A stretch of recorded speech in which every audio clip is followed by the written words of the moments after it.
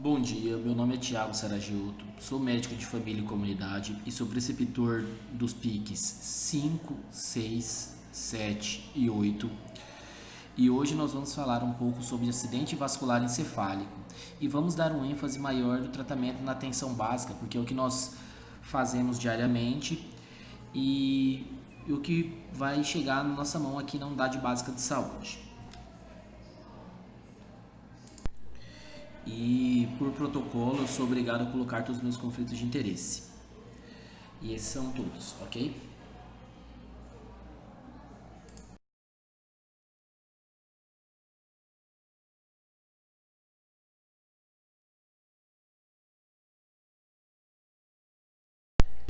Então, gente, nós vamos ter que falar um pouco de conceitos, né? O que é um acidente vascular encefálico?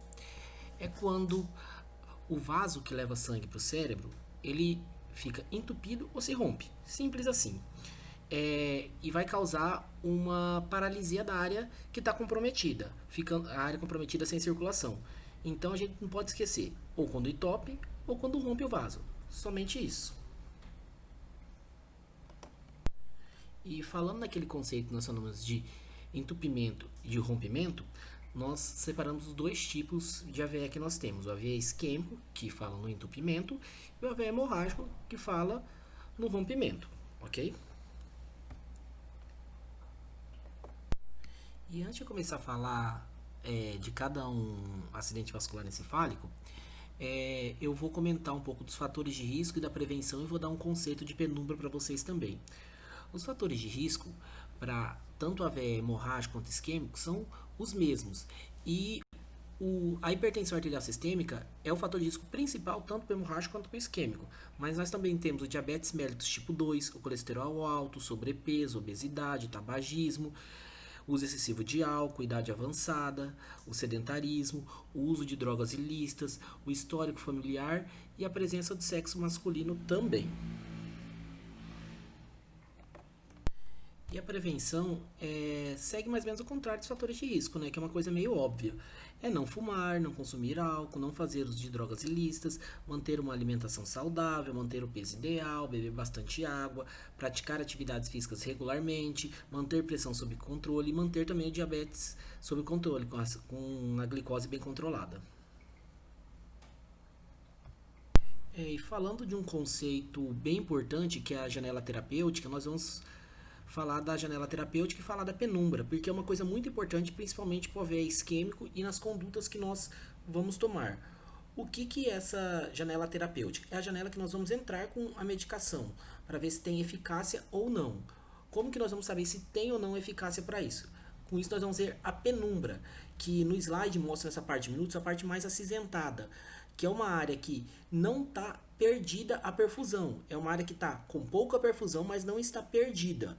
Então ainda tem funções cerebrais nessa área cinza. Passando alguns minutos, a área esbranquiçada vai aumentando e a cinza vai diminuindo. O que acontece? A área esbranquiçada não tem mais função cerebral. Então a gente vai vendo que com o passar do tempo, a área branca vai aumentando e a cinza vai diminuindo. Então a área que poderia estar viável por um tratamento, com o passar do tempo não fica viável, que vai virar essa parte branca, entendeu? Então nós vamos saber que com alguns trombolíticos, com alguma trombectomia, se vai ter eficácia ou não, porque passando alguns dias, essa área branca não tem função, não tem indicação de a gente entrar com trombolítico. Então, mais à frente eu vou comentar isso com vocês, trombolítico, mas saber que nós temos que ganhar essa parte acinzentada, entendeu? Porque é a parte que ainda é viável para a função cerebral. Agora nós vamos começar a falar separadamente de cada acidente vascular encefálico. Vamos começar pelo acidente vascular encefálico isquêmico, que é o mais comum. Cerca de 85% dos casos são acidentes vasculares isquêmicos. E o que é o acidente vascular encefálico isquêmico, o AVI? Ele é uma obstrução de uma artéria cerebral, ou encefálica, melhor assim quer dizer, por um trombo ou por um êmbolo, tá? Que vai impedir a passagem de sangue com oxigênio, fazendo com que as células cerebrais morram. Por isso, o paciente que tem essas células mortas, ele vai ter um déficit focal. Então, ele vai ter uma hemiparesia, uma paralisia de algum lado. Isso vai falar bem a favor, entendeu? Se não passa oxigênio, vai causar morte cefálica e vamos apresentar déficit focal, entendeu?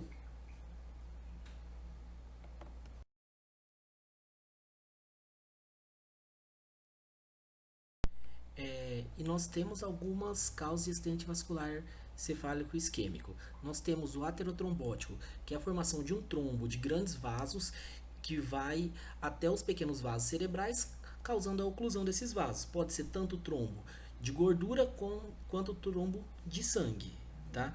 Nós temos também o cardioembólico. O que é? É um trombo formado no coração. Acontece muito em pacientes que têm fibrilação atrial e não fazem uso de antiagregante plaquetário ou anticoagulante, porque como o sangue fica parado, vai formar coágulos grandes e vai ser mandado para frente e vai parar em vasos menores. Que os vasos menores que nós temos no corpo são os vasos do cérebro, do pulmão, do coração, do rim principalmente, entendeu? Então nós temos que saber que pode causar também por coágulos formados no coração. Nós temos também o acidente por outras etiologias, que é a causa mais comum em pessoas jovens com distúrbios de coagulação. Pacientes, mulheres principalmente, que fazem uso desenfreado de anticoncepcional, paciente que tem síndrome de anticorpo antifosfolipídio, são pacientes que formam trombos com maior facilidade. Aqui também entra pacientes com diabetes controlado, porque forma trombo aumentado. Paciente com síndrome metabólica, formação de gordura, também entra aí também. E nós temos o criptogênico, que é o acidente vascular isquêmico que não foi identificado, de causa não identificada, que vai precisar de uma investigação mais detalhada.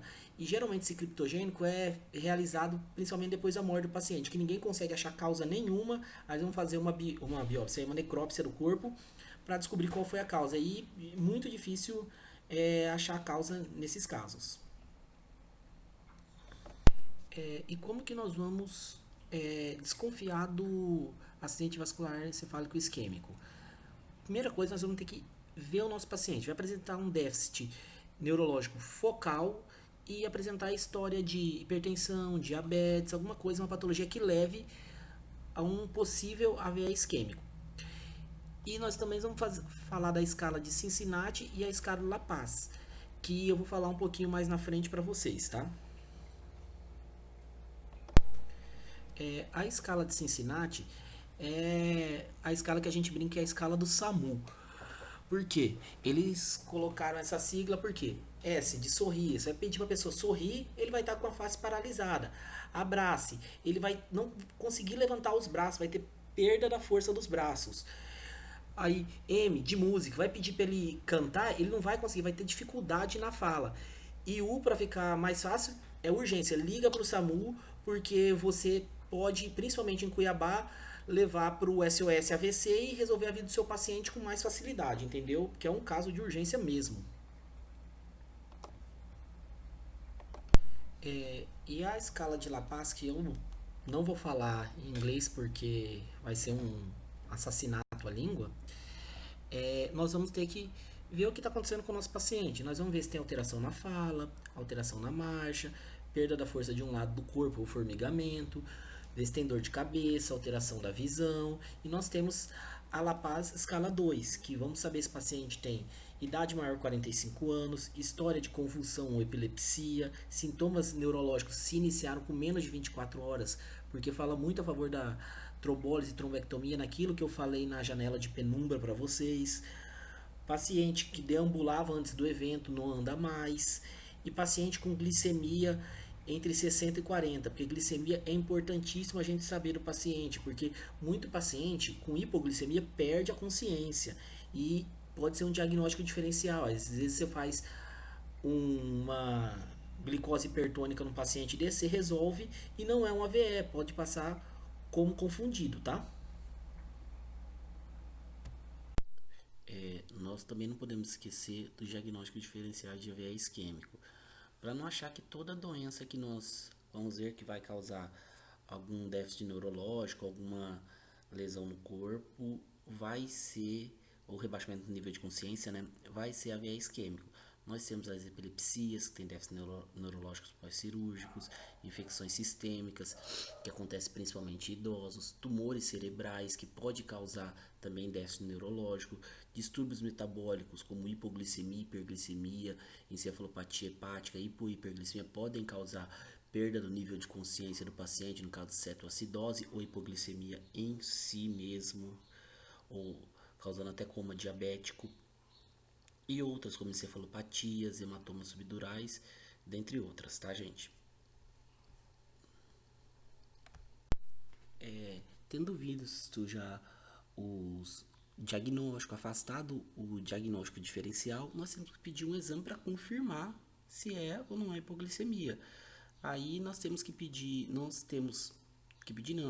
à nossa disposição a tomografia, a ressonância, o Doppler transcraniano, a angiorressonância e angiotomografia e a angiografia cerebral digital, entendeu?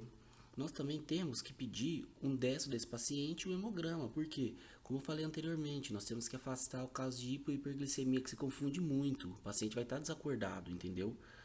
Então, nós temos que pedir isso daí. E na nossa vida, nós ficamos mais refém, a princípio, no começo, de dois exames: a tomografia e a ressonância, dependendo do local. E aí eu vou falar um pouco mais na frente quando nós vamos escolher um e escolher outro, ok? Aqui, como foi falado anteriormente, nós temos dois exemplos de tomografia e ressonância. Eu vou ensinar como você vai diferenciar a tomografia e ressonância, porque eu não sou um expert em exames de imagem, eu sei ver o básico, entendeu? Minha especialidade não é esta. Então, a tomografia, no AVE isquêmico, nós vamos ver uma área de penumbra, como foi falado anteriormente, ali que eu mostrei para vocês. E no AVE isquêmico, na ressonância, nós vamos ver uma área mais clara. Por que que por que não, né? E quando nós vamos solicitar tomografia e ressonância? Primeiro que nós vamos solicitar tomografia muito mais vezes, porque é um exame mais barato, que a gente consegue fazer muito mais fácil, muito mais disseminado a máquina de tomógrafo. Então, por que existe ressonância e eles fazem mais ou menos a mesma coisa? Porque a ressonância tem uma vantagem em cima da tomografia. Ela se vê mais precocemente e afasta causas hemorrágicas, entendeu? Aquele 15% que pode ser o AVE hemorrágico. Então, nós temos essa vantagem, entendeu? A ressonância em se vê um pouco melhor, só que é muito mais caro e menos acessível. Aqui agora nós temos a angiografia, onde você vai jogar um contraste na artéria e ele vai desenhar toda a artéria para que você possa ver. E se tiver alguma parte que não vai estar levando o contraste para frente, a gente já fala em parte que vai estar isquêmica, que vai estar impedindo alguma coisa tá passando o contraste para frente, como mostra ali na seta. E o Doppler transcraniano, nós vamos passar um Doppler e desenhar toda a artéria, ultrassonografia Doppler, tá? E agora nós vamos pensar no tratamento do AVE isquêmico. Nós temos principalmente duas coisas a fazer: cranectomia descompressiva e outros aspectos do tratamento. A cranectomia descompressiva a gente vai pensar só quando o cérebro tiver muito a pressão muito grande dentro do cérebro. A gente fala muito mais na cranectomia descompressiva no AVE hemorrágico, tá? Mas existe caso no AVE isquêmico. E eu não vou tocar muito nesse assunto não, vou entrar mais nos outros aspectos, que é a terapia antipertensiva, os antitrombóticos e posteriormente nós vamos ter que entrar com outros, um antiagregante plaquetário, coisas para impedir um novo AVE isquêmico, que é o que acontece muito. O paciente tem o AVE isquêmico, consequentemente tem um segundo AVE por não cuidado, principalmente desses aspectos no tratamento clínico. Nós vamos falar do tratamento da hipertensão arterial, porque como eu falei para vocês, a hipertensão arterial é a principal causa de AVE isquêmico, então nós temos que tratar, porque é muito comum o nosso paciente com AVE isquêmico chegar hipertenso para a gente, como eu falei, a principal causa vai romper o vaso por pressão alta, vai entupir um vaso menor, romper num vaso maior e entupir no vaso menor. Então nós vamos ter que tratar a pressão arterial, mas não podemos tratar ininterruptamente. Vamos pensar num caso assim: você pega um paciente no SAMU, vocês estão trabalhando e vê o paciente com pressão alta, 160. A gente não pode pensar em diminuir, porque você lembra aquela parte de penumbra isquêmica que eu conversei com vocês? É uma área que está aos trancos e barrancos, mas está perfundida. A área de isquemia, que era branca que eu mostrei, não está perfundida, mas a área cinza está perfundida. Então nós temos que pensar que essa área está perfundida. Não podemos reduzir essa PA drasticamente, porque senão nós vamos transformar essa área de penumbra em área de isquemia também, que não é o que a gente quer fazer. A gente quer manter a maior área viva do nosso cérebro para o paciente continuar a ter uma vida melhor e com mais qualidade, entendeu? Então, como que nós vamos reduzir a PA do nosso paciente?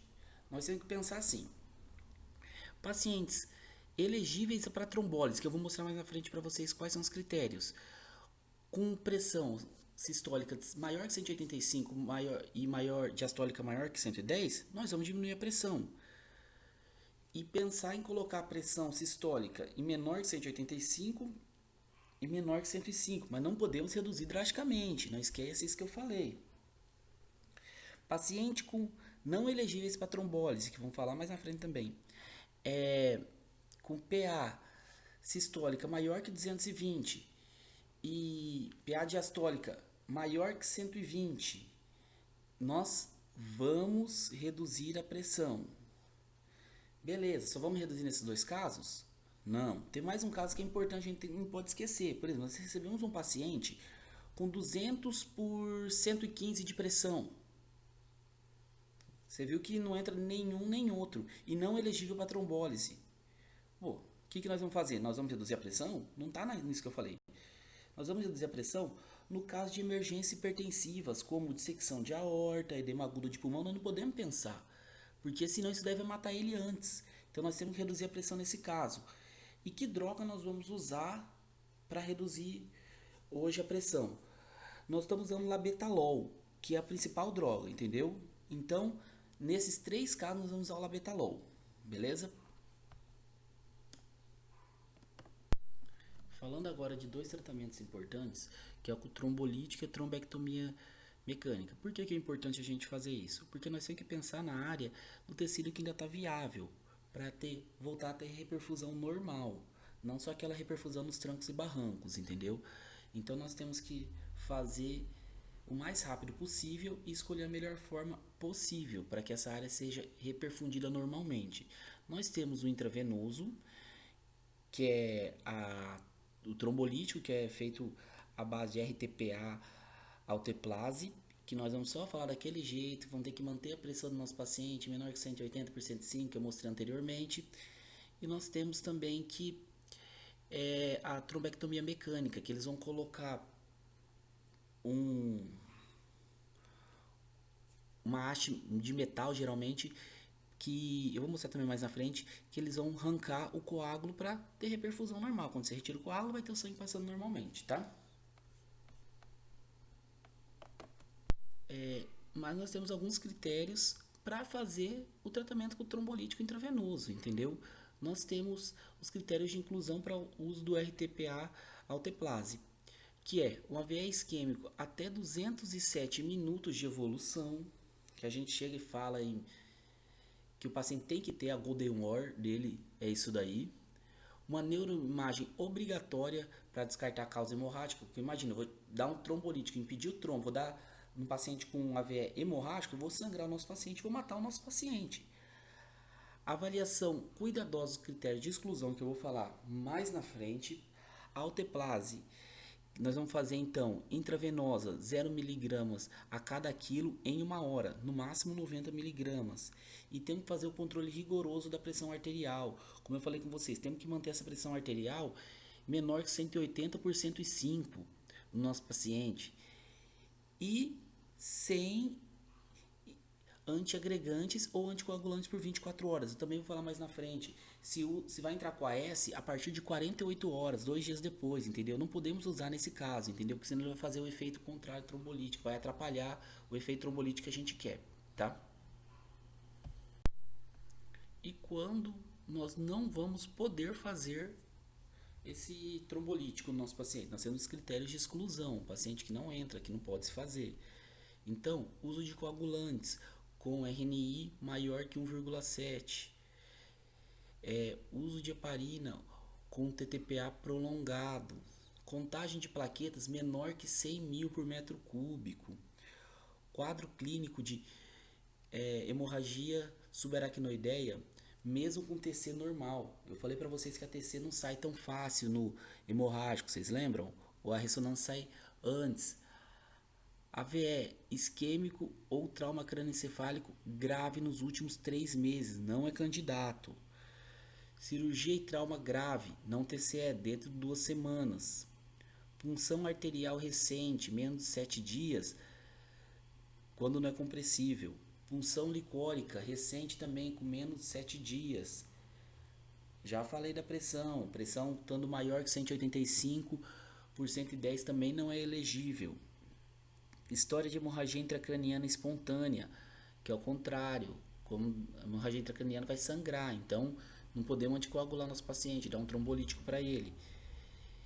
E presença de má formação arteriovenosa ou aneurisma cerebral, porque se tem uma má formação, não é indicativo da gente dar um trombolítico, pode ser essa má formação que está impedindo, não vai servir de nada, tá? E o aneurisma, ele pode falar mais a favor de sangramento de hemorrágico do que de é, isquêmico. Nós também temos aqueles critérios de exclusão considerados relativos, que nós temos que ligar a luzinha amarela, que pode ter mais malefício do que benefício para ser usado. Paciente com hipo ou hiperglicemia, crise convulsiva no início do quadro, porque o cérebro não está funcionando direito. Pode ser isso daí que está causando a perda da consciência do paciente. Melhora rápida dos sistemas neurológicos. Eu vou falar para você no ataque isquêmico transitório. Sinais neurológicos discretos ou isolados, que pode ser também um ataque isquêmico transitório.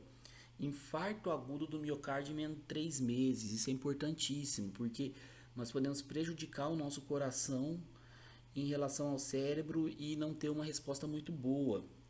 Cirurgia grande e recente, com menos de 14 dias.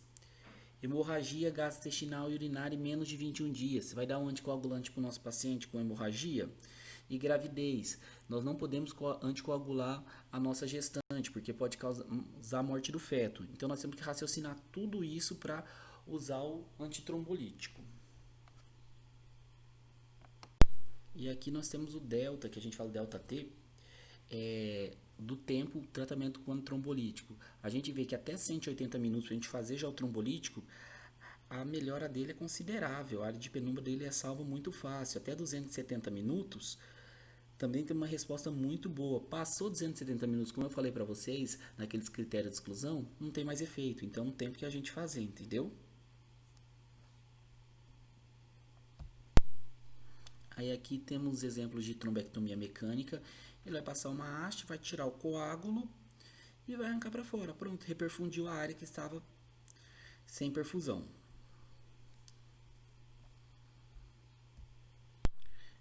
Eu falei também que existem cirurgias, não é muito comum, mas se faz cirurgia também. Quando que nós fazemos essa cirurgia? Quando nós pensamos em melhorar a perfusão cerebral através da redução da pressão intracraniana, diminuindo a lesão isquêmica e mecânica causada pela compressão do cérebro em estruturas rígidas, como foice, tenda do cerebelo e asa do senoide. Também pode melhorar a reperfusão retrógrada através das colaterais leptomeninges.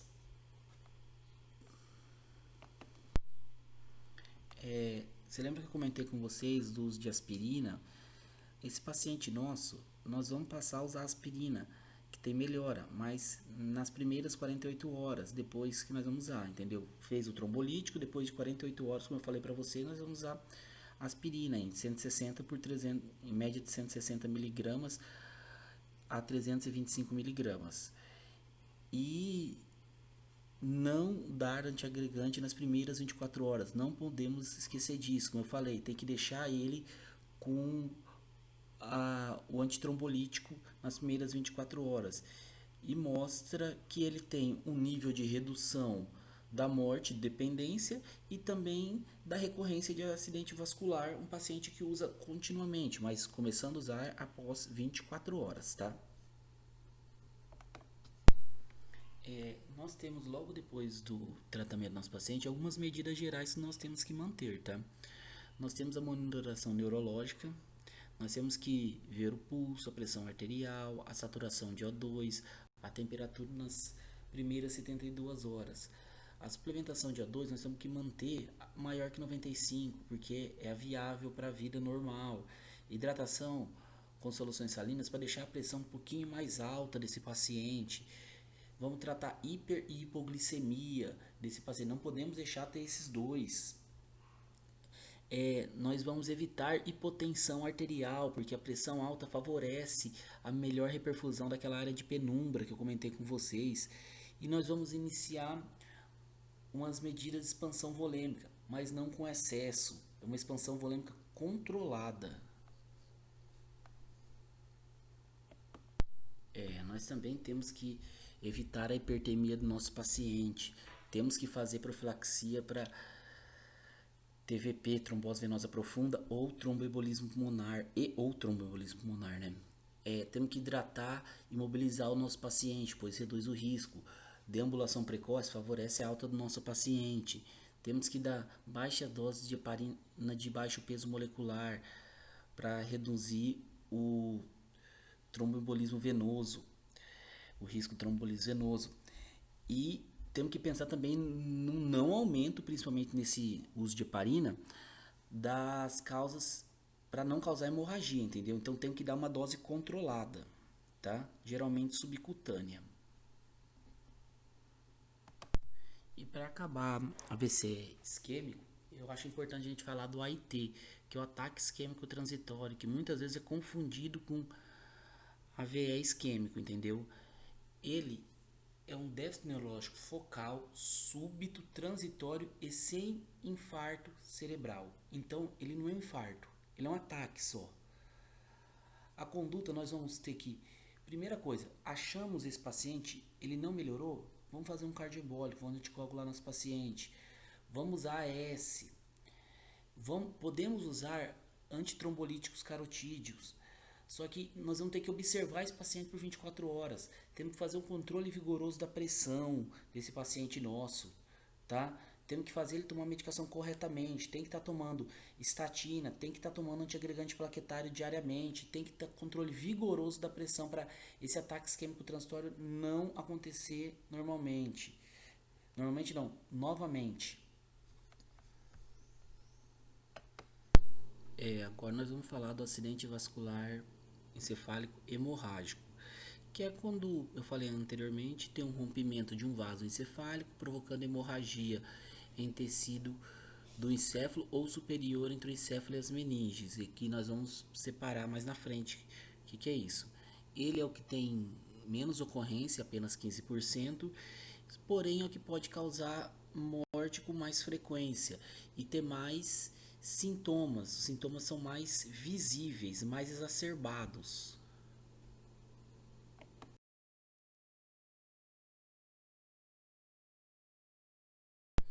E quais são as principais causas de acidente vascular encefálico hemorrágico?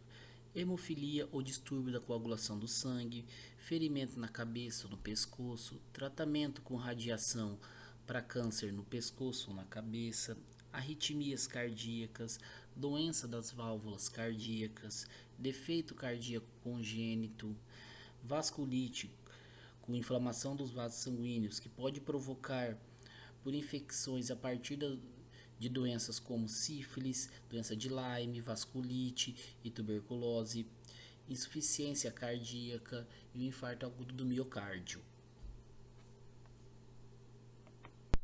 Como eu falei para vocês, os sinais e sintomas do AVE hemorrágico, eles são mais fortes. Ele apresenta uma cefaleia súbita, aquela cefaleia que a pessoa fala que é a pior cefaleia que ela já sentiu na vida.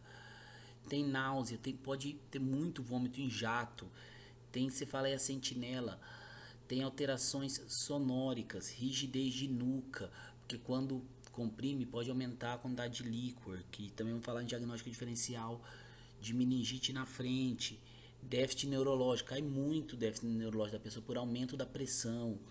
Como nós sabemos, a pressão de perfusão cerebral é a pressão arterial média, sobre a pressão intracraniana. Então, quando aumenta muito essa pressão intracraniana, nós diminuímos muito a perfusão cerebral, a pressão de perfusão cerebral.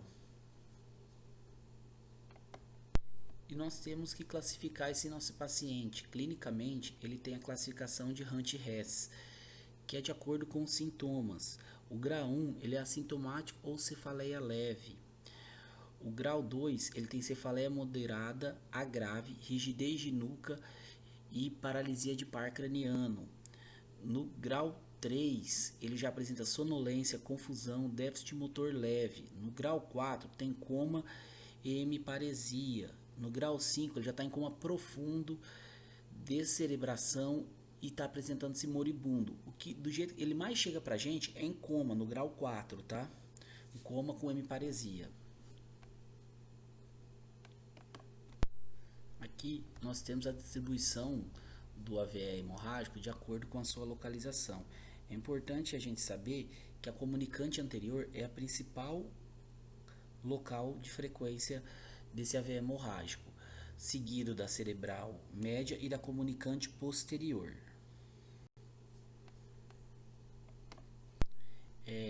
E é importante a gente saber que quanto maior esse aneurisma, maior chance de sangramento, que é o que mostra nesse quadro aqui. E como eu falei com vocês anteriormente, o AVE hemorrágico ele é dividido em duas partes principalmente, o intraparenquimatoso e o subaracnoideu, que nós vamos falar um pouco mais na frente. Agora, dividindo nas causas de AVE hemorrágico, nós vamos começar falando pelo intraparenquimatoso, que ele é o mais comum. Ele acontece principalmente por hipertensão arterial sistêmica. Ele se localiza mais no putamen, tá? E ele apresenta clínica com déficit focal, uma cefaleia intensa, mas não tão intensa como eu vou mostrar para vocês no subaracnoide, uma diminuição do nível de consciência. O diagnóstico dele é feito na tomografia sem contraste e a base que nós temos que fazer é baixar a pressão. Primeiro, eu esqueci de falar, a tomografia sem contraste por quê? Porque se está tendo sangramento, você vai jogar contraste, que é um fator de irritação. Numa área que não pode ficar irritada, nós não fazemos isso. Então a TC é sem contraste. E o tratamento em si é reduzir a pressão arterial. Por quê? Nós não temos aquela área de penumbra que nós temos no AVE isquêmico. Nós temos sangramento. Não está tendo perfusão de sangue por sangramento, então não temos área de penumbra. Então nós temos que diminuir a pressão para mandar menos sangue para frente para poder ir fazer o tratamento mais precoce possível. Então nós vamos reduzir a pressão como? Se a pressão sistólica tiver entre 150 e 220, nós vamos baixar ela para 140. Se a pressão arterial sistólica tiver maior que 220, nós vamos baixar ela entre 140 e 160. E nós vamos fazer a cirurgia em caso de hematoma cerebelar maior que 3 centímetros, tá?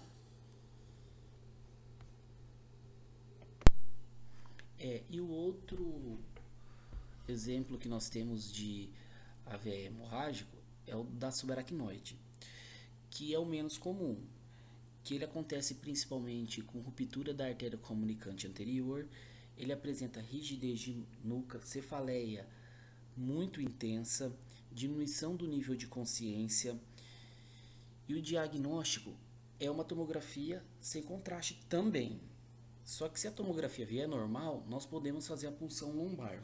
É importante a gente saber que a punção lombar tem que vir um líquido xantocrômico, que é um líquido amarelo da metabolização da hemoglobina. E isso daí acontece muito em questão de prova. Ele chega e fala assim, paciente vem com uma TC normal, coloca uma clínica de AVE, né? Uma TC normal, que um líquido é sanguinolento. O que é?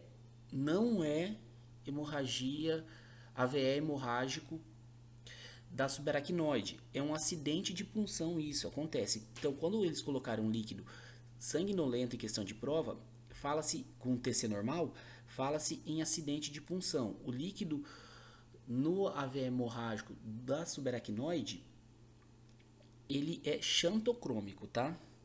E o tratamento é intervenção precoce, que é com cirurgia ou endovascular nas primeiras 24 horas. Temos que reduzir a pressão arterial sistólica para menor que 160, desculpa.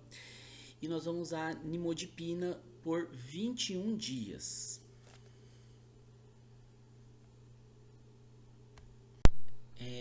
E o diagnóstico é feito a partir da tomografia, como eu já falei para vocês. Por mais que a ressonância veja um pouco mais rápido o sangramento, nós solicitamos a tomografia por ser mais barato, mais acessível, e a gente consegue ver. Então, também é questão de prova a gente chegar e falar assim: ah, que exame a gente faz primeiro? É tomografia, tanto para hemorrágico quanto para isquêmico, tá? Fazemos também a punção lombar, como eu falei anteriormente para vocês. Fazemos também a angiotomografia, angiorressonância para ver como está a artéria, e fazemos a arteriografia também. A tomografia é o exame de escolha. Ela tem sensibilidade 100% em 12 horas e cai para 93% em 24 horas. Aí ela começa a cair mais para 50% e é específica em 100%. É grau de recomendação B e é o exame de escolha. Não esqueçam, isso cai em prova todas as vezes, prova de residência.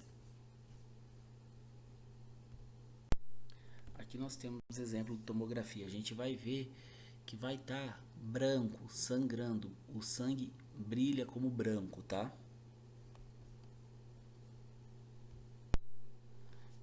E quando nós vamos fazer a punção lombar? Quando a tomografia não diagnosticou.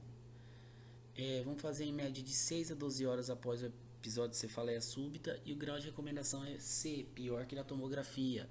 Não podemos esquecer que o líquido que aparece é xantocrômico, né? Então, ele mostra que o líquor não é 100% sensível, porque se aparece sangue, pode falar em punção lombar, como eu falei anteriormente para vocês. Punção lombar não, acidente de punção. Nós temos também a angiotomografia e a angiorressonância, que tem sensibilidade e especificidade menores que a tomografia.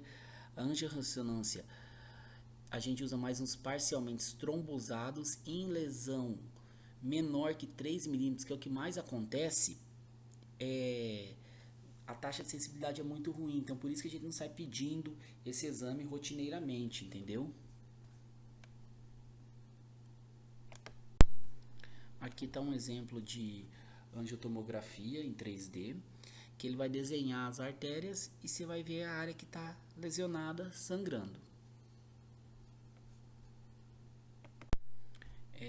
A angiografia, ela é o exame padrão ouro, porque ela tem maior sensibilidade para os maiores aneurismas que nós temos, que são os menores de 3 milímetros. Ele dá só 10 a 20% de casos são negativos, entendeu? E ele pega, só que ele pode causar complicações como ataque isquêmico transitório, AVC e ruptura de um aneurisma, tá? Então tem que se tomar muito cuidado com esse exame. Aí aqui tá os exemplos, ele vai fazer o desenho da artéria. Você vê que no 1 a gente apresenta um aneurisma bem grande.